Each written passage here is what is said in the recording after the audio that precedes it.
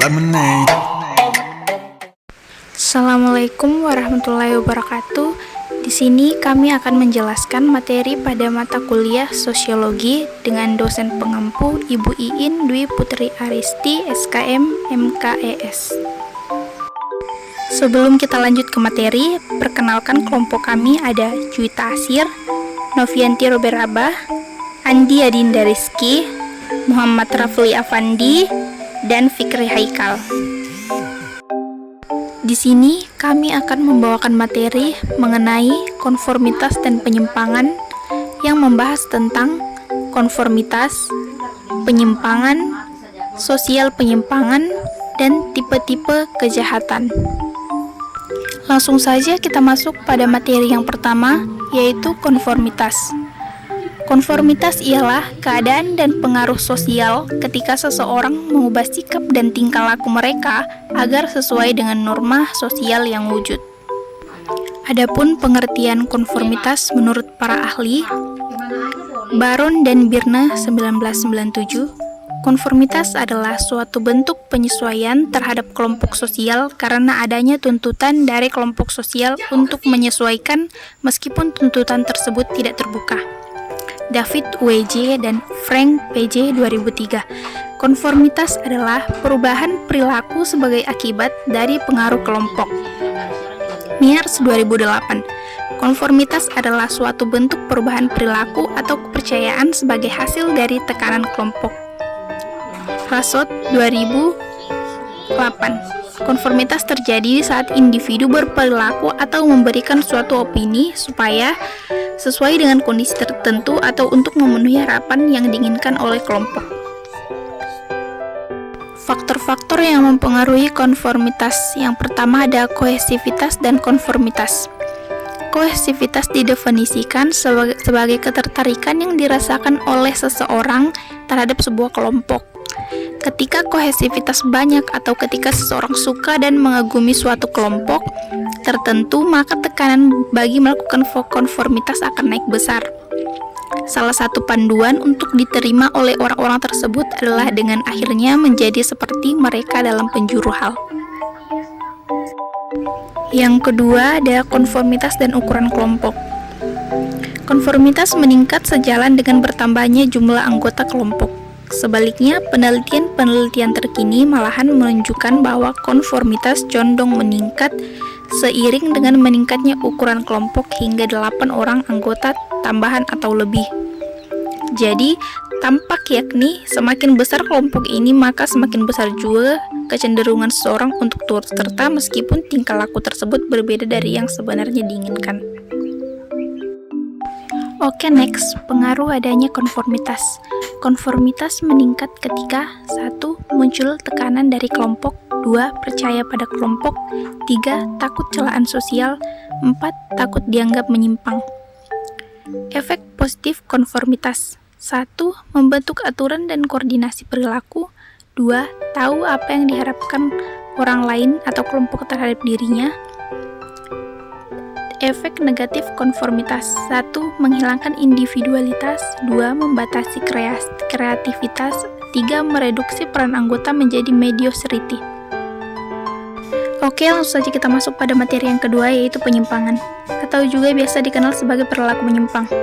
Penyimpangan ialah perilaku yang tidak sesuai dengan norma di masyarakat atau suatu kelompok atau aturan yang telah diinstitusikan, yaitu aturan yang telah disepakati bersama. Dalam Kamus Besar Bahasa Indonesia, perilaku menyimpang diartikan sebagai tingkah laku, perbuatan, atau tanggapan seseorang terhadap lingkungan yang bertentangan dengan norma-norma dan hukum yang ada di dalam masyarakat. Dalam kehidupan masyarakat, semua tindakan manusia dibatasi oleh aturan untuk berbuat dan berperilaku sesuai dengan sesuatu yang dianggap baik oleh masyarakat. Apabila tindakan yang tidak sesuai dengan nilai dan norma dalam masyarakat disebut perilaku menyimpang, non-konformitas atau antisosial. Sebagai contoh, di tengah kehidupan masyarakat, kadang-kadang masih kita jumpai tindakan yang tidak sesuai dengan aturan atau norma yang berlaku pada masyarakat. Contohnya, seorang siswa menyontek pada saat ulangan, seseorang yang mencuri, dan seorang yang mengganggu siswa lain. Nah, kita masuk pada materi penyimpangan sosial. Menurut Profesor Robert M. Z. Lawang yang merupakan profesor ahli sosiologis, perilaku menyimpang atau penyimpangan sosial dapat didefinisikan sebagai segala tindakan yang menyimpang dari norma-norma yang ada dan berlaku pada suatu sistem sosial. Hal tersebut dapat menimbulkan usaha para pihak yang memiliki wewenang untuk mengatasi dan memperbaiki hal tersebut. Menurut Bruce J. Cohen juga menyatakan perilaku menyimpang atau penyimpangan sosial merupakan setiap perilaku seseorang atau individu sebagai bentuk atau hasil ketidakberhasilan dalam menyesuaikan diri dengan norma atau peraturan yang berlaku dalam masyarakat maupun kelompok di lingkungan tersebut. Kita masuk pada bentuk dan contoh penyimpangan sosial. 1. Penyimpangan berdasarkan sifat. Penyimpangan berdasarkan sifat ini terbagi menjadi 2, penyimpangan positif dan penyimpangan negatif. A. Penyimpangan positif merupakan sebuah perilaku menyimpang yang memiliki atau memberikan dampak positif terhadap kehidupan sosial karena memiliki unsur-unsur yang berinovatif, ide-ide yang dibuat juga kreatif, serta memperkaya wawasan masyarakat. B. Penyimpangan negatif merupakan sebuah perilaku menyimpang yang memiliki atau memberikan dampak negatif terhadap sistem sosial karena memiliki unsur-unsur yang sifatnya merendahkan dan selalu menyebabkan hal-hal buruk terjadi seperti pencurian, perampokan, hingga pemerkosaan. Nah, penyimpangan negatif ini juga dibagi menjadi 2 berdasarkan sifatnya, yaitu penyimpangan primer dan penyimpangan sekunder. Penyimpangan primer merupakan penyimpangan negatif yang dilakukan oleh seseorang yang sifatnya hanya sementara dan tidak secara terus-menerus. Penyimpangan ini juga memiliki sifat yang tidak terlalu signifikan dan tidak terlalu merugikan orang lain. Penyimpangan sekunder. Penyimpangan sekunder merupakan penyimpangan negatif yang dilakukan oleh seseorang yang sifatnya nyata dan sering dilakukan yang memiliki kemungkinan untuk merugikan diri sendiri dan juga orang lain. Penyimpangan ini merupakan suatu hal yang tidak dapat ditoleransi karena sudah melanggar norma atau peraturan yang ada, serta seperti hukum yang berlaku di Indonesia, yaitu Undang-Undang Dasar 1945. Yang kedua, ada penyimpangan berdasarkan perilaku. Penyimpangan berdasarkan perilaku ini dibagi menjadi 3 bagian, yaitu penyimpangan individual, penyimpangan kelompok, dan penyimpangan campuran. Oke, next ada dampak dan perilaku penyimpangan sosial. Berikut ini beberapa dampak yang diberikan dengan adanya perilaku menyimpang sosial.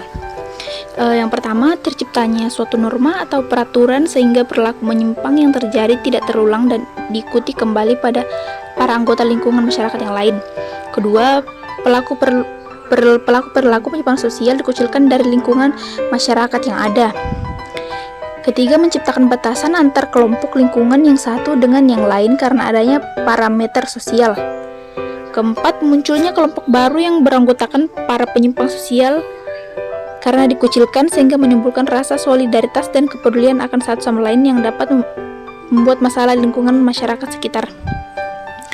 Terakhir, dengan adanya penyimpangan sosial ini memiliki potensi menyebabkan gangguan di lingkungan masyarakat tersebut jika terjadi terus-menerus. Tapi ada juga yang malah menyesuaikan dengan situasi yang terjadi. Kita masuk pada materi yang terakhir, yaitu tipe-tipe kejahatan. Para ahli sosiologi membagi kejahatan menjadi 4 tipe, yakni sebagai berikut. 1. Kejahatan tanpa korban, crime without victim. Kejahatan tipe ini tidak menyebabkan kerugian dan penderitaan bagi orang lain akibat tindak kriminal yang dilakukan pelaku. Individu atau kelompok yang melakukan tindak kriminal ini merupakan pelaku sekaligus korban. Contoh crime without victim yaitu penyalahgunaan narkotika, meminum minuman beralkohol, perjudian, dan aborsi. 2. Kejahatan terorganisir atau organized crime. Kejahatan terorganisir merupakan tindak kriminal yang dilakukan secara berkelompok atau berkomplot demi memperoleh uang, keuntungan, dan kekuasaan dengan cara ilegal yang menghindari hukum. Contoh organized crime yaitu komplotan koruptor, penada barang, curian, perdagangan manusia, dan jaringan pengedar narkotika internasional. 3. Kejahatan kerah putih, white collar crime. Kejahatan kerah putih merupakan tindak kriminal dilakukan oleh orang yang memiliki kedudukan tinggi dalam pekerjaannya, seperti pengusaha dan para pejabat pemerintahan. Contoh white collar crime adalah penggelapan pajak, penggelapan uang perusahaan, dan pejabat pemerintah yang melakukan korupsi. 4. Ada kejahatan korporat atau corporate crime. Kejahatan korporat adalah tindak kriminal yang dilakukan atas nama organisasi atau perusahaan dengan tujuan untuk menaikkan keuntungan dan menekan kerugian. Contoh kejahatan corporate crime adalah perusahaan yang membuat limbah beracun ke sungai, kasus lumpur Lapindo, dan kasus Meikarta. Itulah tadi hasil video pembelajaran dari kelompok kami. Jika ada salah kurang lebihnya mohon dimaafkan. Saya akhiri dengan ucapan Assalamualaikum warahmatullahi wabarakatuh.